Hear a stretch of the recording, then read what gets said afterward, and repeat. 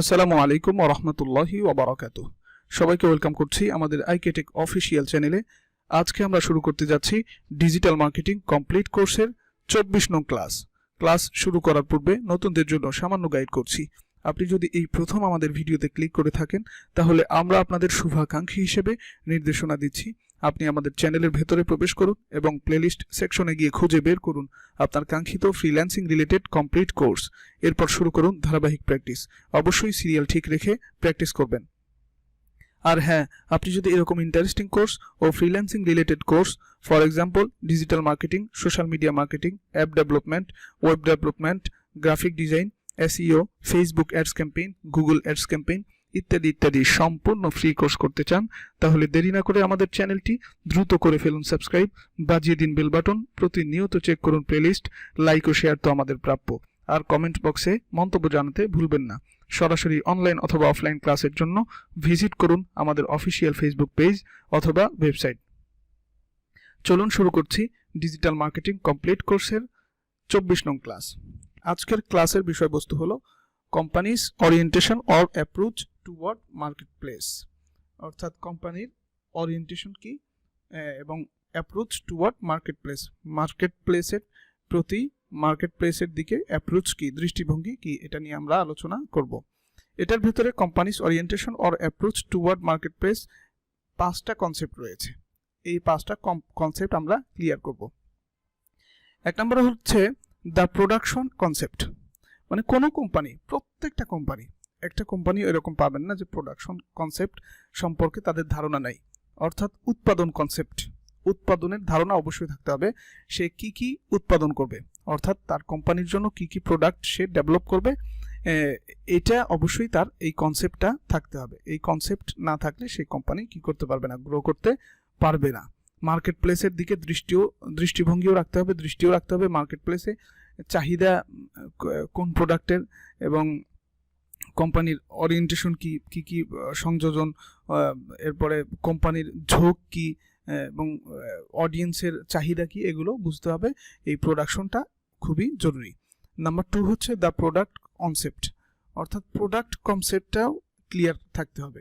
কোনো company grow করতে চাইলে এটাও খুব জরুরি, প্রোডাক্ট কনসেপ্ট, অর্থাৎ প্রোডাক্টের কোয়ালিটি কেমন, এই প্রোডাক্টের পারফরমেন্স কেমন, ইনোভেটিভ ফিচার্স কি,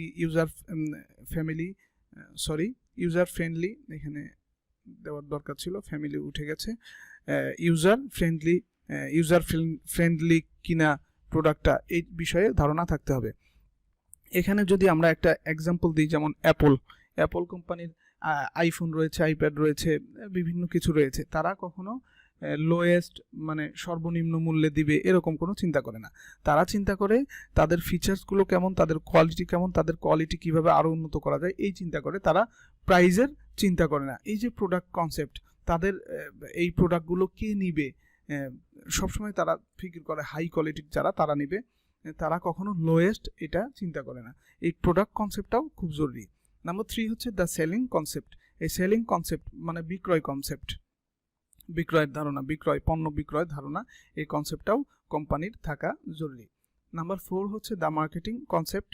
এখানে একটা লিখেছি, দেখতে পাচ্ছেন আপনারা, the job is to find not the right customers for your product but to find right products for your customers, অর্থাৎ কাজ কেমন, দ্য জব, কাজটি হলো আপনার পণ্যের জন্য সঠিক গ্রাহক খুঁজে পাওয়া নয়, অর্থাৎ আপনি যে কাজ করছেন এটা আপনার পণ্যের জন্য সঠিক গ্রাহক খুঁজে পাওয়া নয়, বরং আপনার গ্রাহকদের জন্য, অর্থাৎ আপনার যে গ্রাহক রয়েছে গ্রাহকদের জন্য সঠিক পণ্যগুলি খুঁজে বের করা, এটাই হচ্ছে মার্কেটিং কনসেপ্ট। অর্থাৎ সঠিক পণ্যগুলি, আপনার গ্রাহক কারা এবং তাদের জন্য কি ধরনের পণ্য দরকার, কি ধরনের প্রোডাক্ট দরকার, এটাই হচ্ছে মার্কেটিং কনসেপ্ট। আশা করি বুঝতে পেরেছেন। নাম্বার 5 হচ্ছে holistic marketing concept. Holistic marketing concept এটা আবার 4 ধরনের এখানে বিষয়বস্তু রয়েছে। ইট হ্যাজ 4 কম্পোনেন্টস, এটা 4 কম্পোনেন্টস মানে উপাদান। এর ভেতরে হলিস্টিক মার্কেটিং কনসেপ্টের ভেতরে আবার 4 ধরনের বিষয় রয়েছে, 4 ধরনের উপাদান দিয়ে এগুলো সাজানো হয়েছে। এটার ভেতরে 4 ধরনের উপাদান রয়েছে হলিস্টিক মার্কেটিং কনসেপ্টের মধ্যে।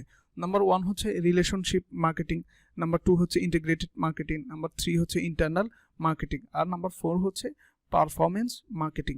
এই 4টা বিষয় নিয়ে আমরা পরবর্তীতে খুব বিশাল আকারে, অর্থাৎ বিশাল আকারে কি প্রত্যেকটা বিষয় নিয়ে এক একটা করে আমরা ক্লাস নেব। এজন্য এই হলিস্টিক মার্কেটিং কনসেপ্ট আমরা এখানে ক্লোজ করছি।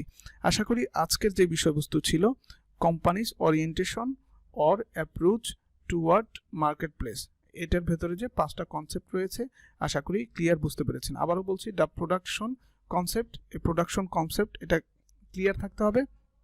নাম্বার 2, দ্য প্রোডাক্ট কনসেপ্টও ক্লিয়ার থাকতে হবে। Number 3, the selling concept. Number 4, the marketing concept. Number 5 হচ্ছে হলিস্টিক মার্কেটিং কনসেপ্ট। এগুলো বিষয় সম্পর্কে কোম্পানির ফোকাস থাকতে হবে। কোম্পানির ফোকাস থাকলেই একমাত্র সেই কোম্পানি কি করতে পারবে, গ্রো করতে পারবে। আপনারা দেখেছেন অবশ্যই যে আমাদের দেশেও যে কোম্পানিগুলো রয়েছে এই কোম্পানিগুলোর মধ্যে অনেক ক্যাটাগরির লোক থাকে। এক ক্যাটাগরির লোক থাকে এই কোম্পানির প্রোডাক্টগুলো মার্কেটে সেল দেওয়া, আরও বিভিন্ন ধরনের বিভিন্ন ক্যাটাগরির লোক সেখানে থাকে, বিভিন্ন ক্যাটাগরি। আবার কেউ থাকে হিসাবের জন্য, আবার কেউ থাকে বাইন্ডিং করার জন্য, কেউ থাকে এদেরকে পরিচালনা করার জন্য, আবার কেউ থাকে বিভিন্ন কাজে।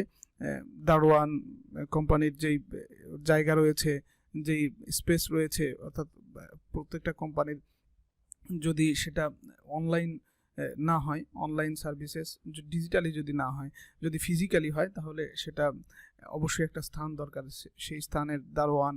এরপরে আরও যেই বিভিন্ন বিষয়বস্তুগুলো রয়েছে আপনারা অবশ্যই দেখেছেন, এটার ভেতরে অনেক ক্যাটাগরির লোক থাকে। সেল কারা দিবে, কিভাবে দিবে, এই ক্যাটাগরির লোক থাকে। আশা করি আজকের এই বিষয়টা আপনারা ক্লিয়ার বুঝতে পেরেছেন, company's orientation or approach toward marketplace. আর যদি কোনো ডাউট থাকে, যদি কোনো সমস্যা থাকে, প্রবলেম থাকে, আপনারা এখানে বুঝতে পারছেন না, তাহলে অবশ্যই কমেন্ট বক্সে কমেন্ট করবেন, আমরা উত্তর দেওয়ার চেষ্টা করবো ইনশাআল্লাহ। সবার সুস্থতা কামনা করে আজকে এখানেই বিদায় নিচ্ছি। ওমা তাওফিকি ইল্লা বিল্লাহ।